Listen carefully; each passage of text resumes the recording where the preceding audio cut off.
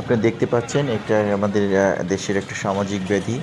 আমরা মাঝে মাঝে দেখতে পাই চলাচলরত অবস্থায় এবং পথচারীরাও এই বিপদের সম্মুখীন হয়ে থাকে।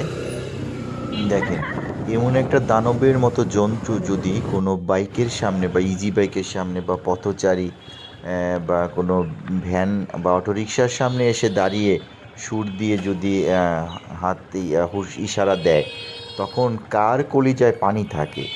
এই যে যে ঐরাবতীর পিঠে চড়ে যে অভিনব কায়দায় যে চাঁদাবাজি করে, এক প্রকার চাঁদাবাজ।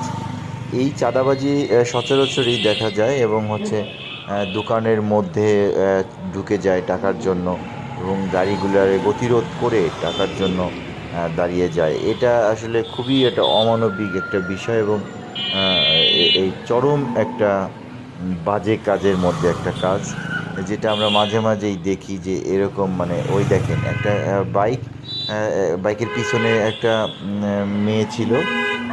সেই মেয়ে গাড়ি থেকে নেমে গেছে এবং দেখেন যে টাকা না দিয়ে তা আর যেতে পারে না এবং কি একটা ভয়ঙ্কর পরিস্থিতির সৃষ্টি হয়। এটা আসলে খুবই অমানবিক একটা বিষয়। এটা আমাদের দেশের প্রশাসনের নজর দেওয়া উচিত এবং কঠোর একটা পদক্ষেপ নেওয়া উচিত।